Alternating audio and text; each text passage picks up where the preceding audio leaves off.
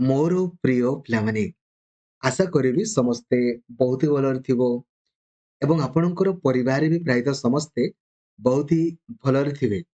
Finally देखंतु जो vacancy को आपण एते दिन होला वेट करिके रहिथिले तार नोटिफिकेशन आपणक पई रिलीज हे जाईची।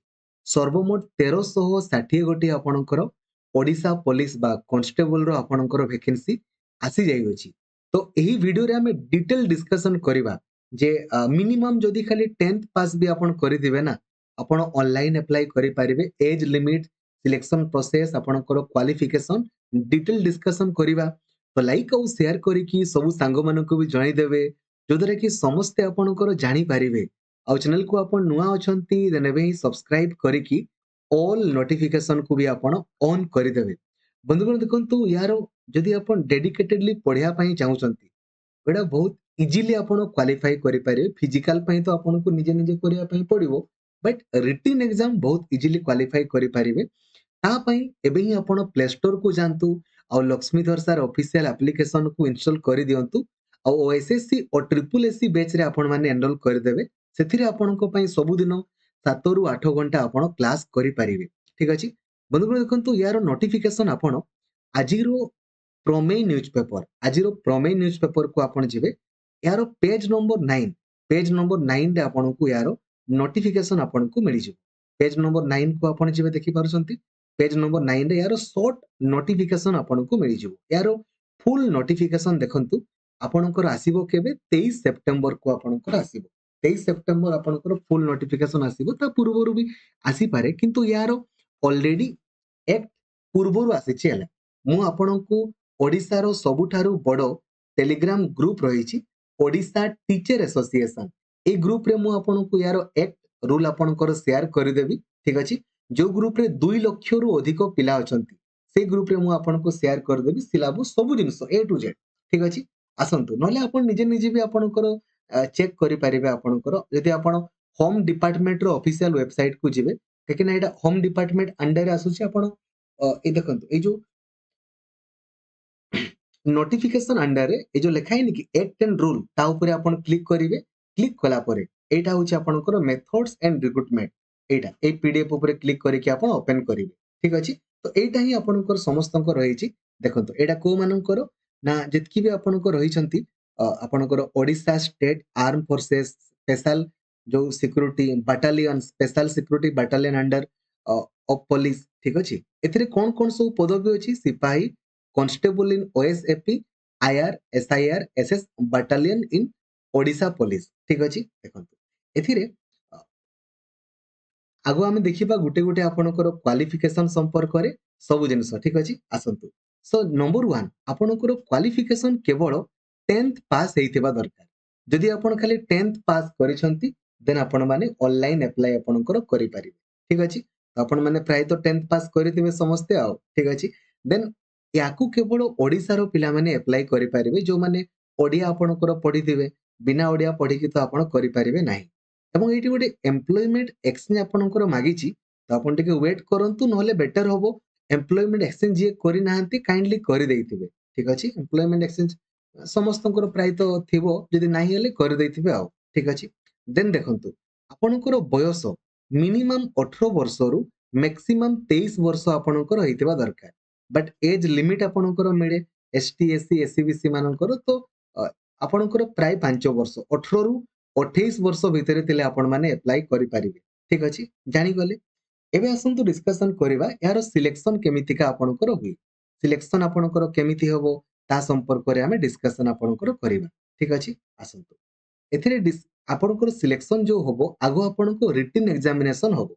रिटन एग्जाम रे आपण क्वालिफाई कला परे आपणकर physical measurement test physical efficiency test driving test आपणकर ऑप्शनल आपणकर सेटा नाही। ठीक अछि एबे जो रिटन परीक्षा आपणकर होबो पूर्वरु बहुत इजी रे ए टेलीग्राम ग्रुप रे मु आपणको क्वेश्चन मध्ये देइछि आपण देखु देखु करि परिबे। टेंशन नबार किछि नै। ठीक अछि जो रिटन आपणकर होबो सेथिरे 100 मार्क रो आपणकर परीक्षा होबो 2 घंटा आपणकर परीक्षा। ठीक अछि ऑफलाइन मोड रे प्राय तो आपणकर होबो ऑनलाइन मोड रे हेले होबो नले नै। ऑनलाइन किमा ऑफलाइन जा लेखा हितबो नोटिफिकेशन रेला किंतु 100 मार्क रो परीक्षा होबो जदि बढ़िला ले कहि होबनी। एटा होछि रूल ले लेखा हिछि 100 मार्क रो आपणकर परीक्षा होबो।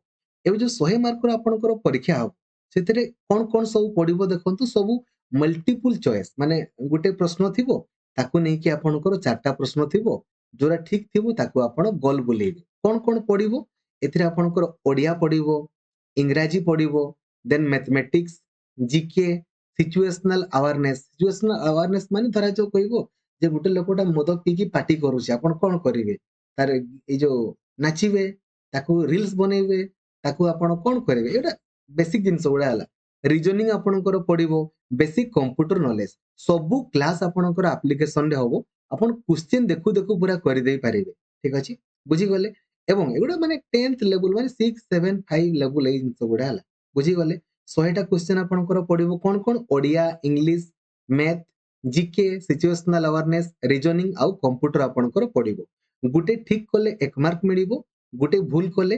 0.25 ମାର୍କ ଆପଣଙ୍କର କଟିଯିବ ଠିକ ଅଛି ଏବେ ଦେଖନ୍ତୁ ଯୋଉ କ୍ୱେଶ୍ଚିନ୍ ଆପଣଙ୍କର ପଡିବ ନା କ୍ୱେଶ୍ଚିନ୍ ଆପଣଙ୍କର ବାଇଲିଙ୍ଗୁଆଲ ଇଂରାଜୀରେ ବି ଆସିବ ଓଡିଆରେ ବି ଆପଣଙ୍କର କ୍ୱେଶ୍ଚିନ୍ ଆପଣଙ୍କର ଆସିବ ଇନ୍ ବୋଥ ଲାଙ୍ଗୁଏଜ ଇଂଲିଶ ଆଉ ଓଡିଆ ଖାଲି ଓଡିଆଟା ଖାଲି ଓଡିଆରେ ଆସିବ ବାକି ସବୁ ଗୁଡା ଆପଣଙ୍କର ଇଂରାଜୀ ଆଉ ଓଡିଆ ବୋଥ ଲାଙ୍ଗୁଏଜରେ ଆପଣଙ୍କର ଆସିବ ଠିକ ଅଛି ବୁଝିଗଲେ ତାହେଲେ ଏଥିରେ ଆପଣଙ୍କର 7 ଗୁଣ ପିଲା ଯେତିକି ଭେକେନ୍ସି ଆପଣଙ୍କର ରହିଛି ଯୋଉ ଭେକେନ୍ସି ମୁଁ କହିଲି 1360 ର 7 ଗୁଣ ପିଲାଙ୍କୁ ସେ ଫିଜିକାଲ ପାଇଁ କ୍ୱାଲିଫାଇ କରିବ 7 ଗୁଣ ପିଲା ଆପଣଙ୍କର ଫିଜିକାଲରେ କ୍ୱାଲିଫାଇ କଲେ ଏବଂ ଫିଜିକାଲରେ ଯୋଉମାନେ କ୍ୱାଲିଫାଇ କରିବେ ତାଙ୍କର ଫିଜିକାଲ ଏଫିସିଏନ୍ସି ଟେଷ୍ଟ ଏବଂ ଫିଜିକାଲ ଦେଖନ୍ତୁ କଣ ଏଥିରେ ରହିଛି ଫିଜିକାଲ ମେଜରମେଣ୍ଟ ଟେଷ୍ଟରେ କଣ ରହିବ ନା ହାଇଟ୍ ଆପଣଙ୍କର ଦେଖନ୍ତୁ ଦରକାର ହାଇଟ୍ ଆପଣଙ୍କର ଦରକାର ଜେନେରାଲ ପିଲାଙ୍କର ଜେନେରାଲ ଆଉ ଏସିବିସି ପୁଅଙ୍କର 168 centimetre weight 55 KG ST SC ପୁଅ ମାନଙ୍କର ହାଇଟ୍ 163 ସେଣ୍ଟିମିଟର ୱେଟ୍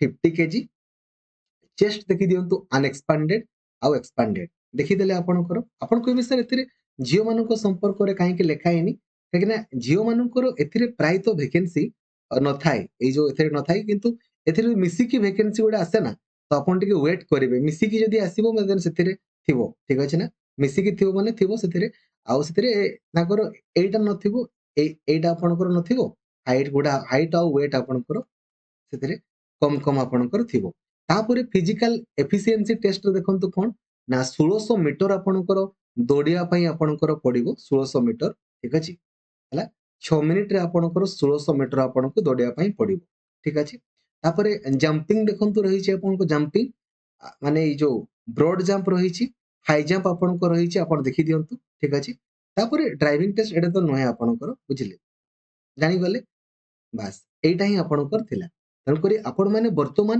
କେବଳ ଆଉ କେବଳ ରିଟିନ ଉପରେ ଫୋକସ କରନ୍ତୁ ଫିଜିକାଲ ତ ଡେଲି ପ୍ରାକ୍ଟିସ କରୁଥିବେ ସବୁଦିନ ଆପଣଙ୍କ ପାଇଁ କ୍ଲାସ କରାହଉଛି ଆପଣ କ୍ଲାସ କରନ୍ତୁ ସୁନିଶ୍ଚିତ କ୍ୱାଲିଫାଇ କରିବେ ତ ଫାଇନାଲି ଆପଣଙ୍କ ପାଇଁ ଯୋଉ ଭେକେନ୍ସିକୁ ଏତେ ଦିନ ହେଲା ୱେଟ୍ କରିକି ରହିଥିଲେ ସେ ଭେକେନ୍ସି ଆପଣଙ୍କର ଆସିଗଲା ଠିକ ଅଛି ସାଙ୍ଗମାନଙ୍କୁ ଜଣାନ୍ତୁ ଏଇ ଗୁଡ ନ୍ୟୁଜ ଥ୍ୟାଙ୍କ ୟୁ ଜୟ ଜଗନ୍ନାଥ ଧନ୍ୟବାଦ